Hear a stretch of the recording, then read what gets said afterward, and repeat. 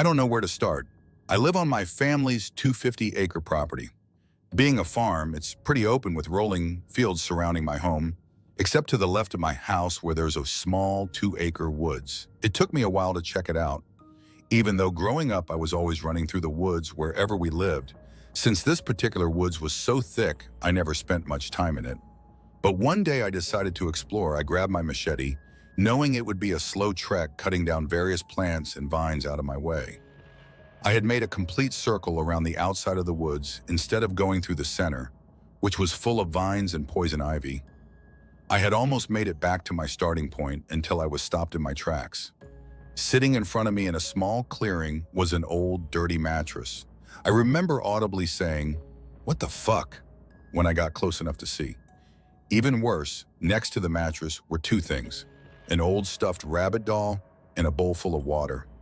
While it obviously creeped me out being in the woods alone, with nothing but a now dull machete from hacking down various plants, eventually my curiosity got the better of me. I got closer and closer, almost chuckling at my reaction to what, albeit creepy, looked abandoned.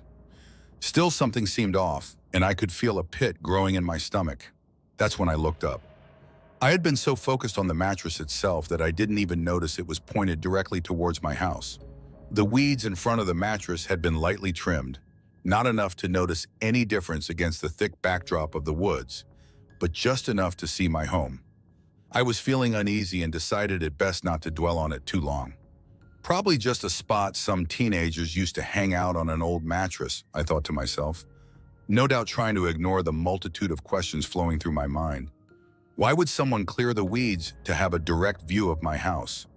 Why wouldn't someone throw the mattress away? Why put it in the woods right off the edge? All these questions were an obvious distraction to the thought that was slowly growing on my subconscious. Is someone watching me?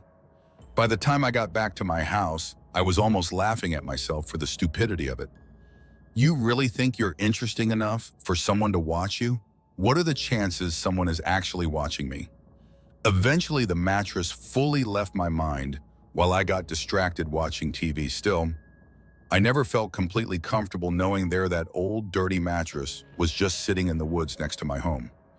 Every day when I got home from work, I would look towards the woods in passing, and each time I passed by, I got an almost uneasy feeling.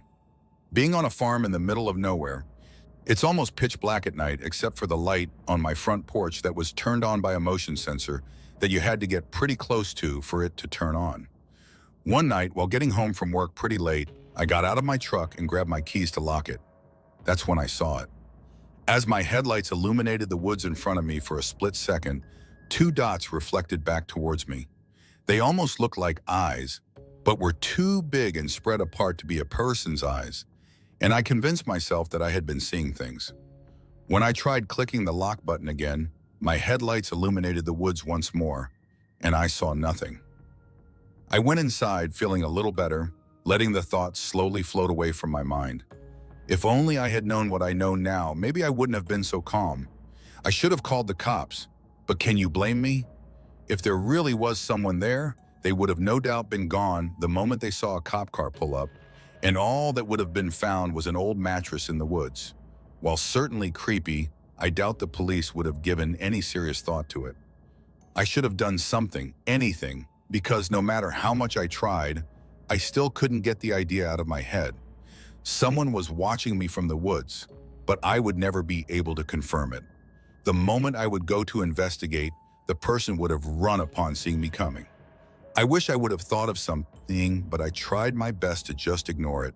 A few months had passed, and the idea that someone was watching me had escaped my mind. At some point, my friend Ryan, who had been living with me, decided to make a dirt bike track through the woods.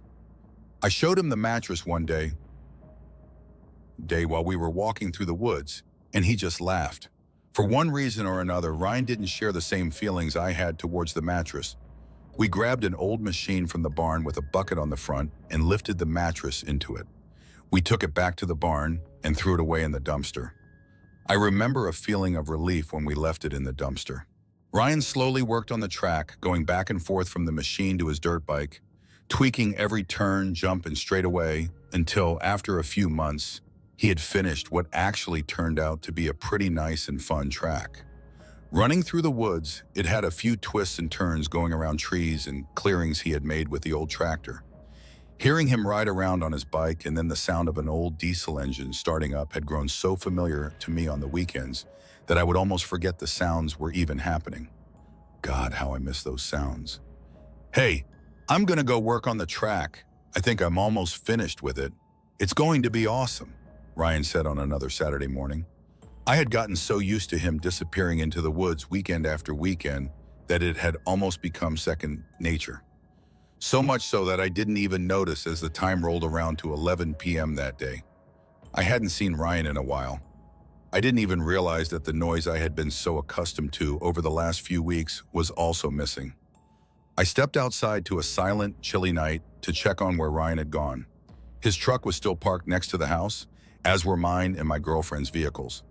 The old tractor was still sitting behind the house, just in front of the opening that led into the woods following the track.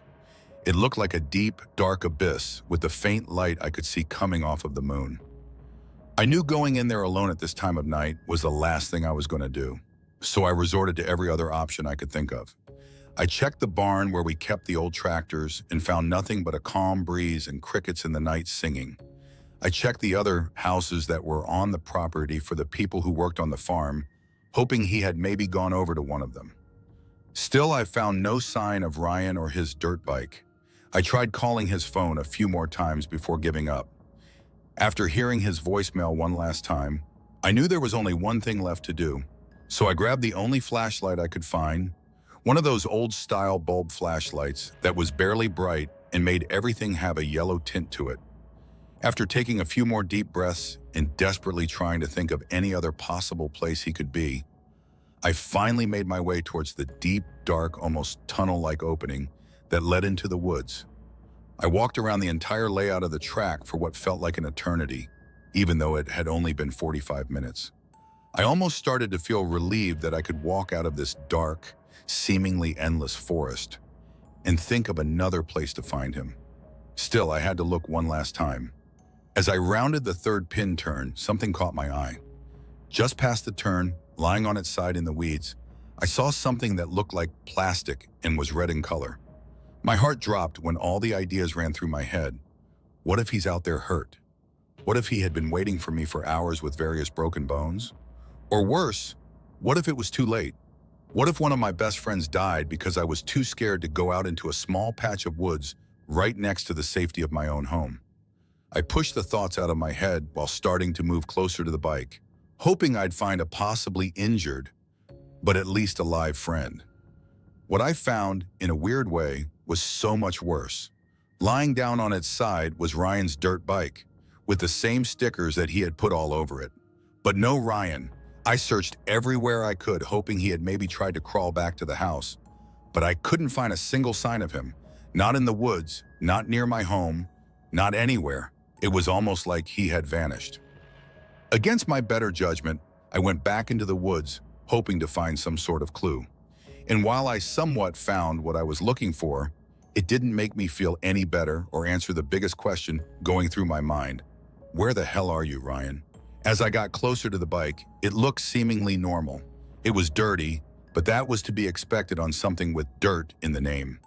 I tried my best not to move it while searching for clues. I was looking closely at the side facing the ground when I noticed something. Sticking out of the back tire was a small piece of metal. I soon realized it was a nail sticking out of the tire, something that wasn't unusual on a farm. But then I kept looking. There were maybe 15 or 20 nails all along the back tire, far too many for it to be a coincidence. I checked the front tire and found the same 20 or so nails sticking out from it also. Obviously something had happened here, but I wasn't going to be the one to find out what. So I ran out of the woods as fast as I could before calling the police. The police showed up maybe 15 minutes later. That was one positive to living in a small town. The police were never too far away. The cops searched the woods, brought out K9 units, and everything. But they couldn't find a single sign of Ryan anywhere. We'll open a missing persons investigation in the morning, but for now, try to get some sleep. We'll find your friend soon, I'm sure of it, said Officer Langley, the first cop to show up on the scene and the last one to leave. His words were almost comforting in a way, like we might actually find Ryan wherever he may be. A few more months had passed, and Ryan was still missing. The police search was slowly fading out of anyone's mind, and I felt Ryan may soon join all those other missing people who were never found. Every few weeks, in the bright sunshine Florida is known for, I would walk around the track. It was almost meditation for me. Maybe I thought I might find something that would lead me to Ryan or where he went, but that never happened. By this time, the track had slightly overgrown with fresh green weeds, except for the small trail I would leave behind me walking around those woods. I missed Ryan, but knew I couldn't dwell on it forever. In the back of my mind, I thought I would never know what really happened that day until I saw it. Lying in those damned woods on the ground, just off what now resembled a walking trail, was that old, dirty, fucking mattress. The feeling I got this time was almost revolting. I know we threw that mattress away. How the hell could it possibly be here in the woods? Why did it take so long for it to come back up? By now it should be 10 feet deep, buried under piles of garbage. I don't know what to do. I just had to sit down and write everything down the best I could remember it all. I don't know if I'll ever post this, but I can't get this uneasy feeling out of my stomach no matter what I try.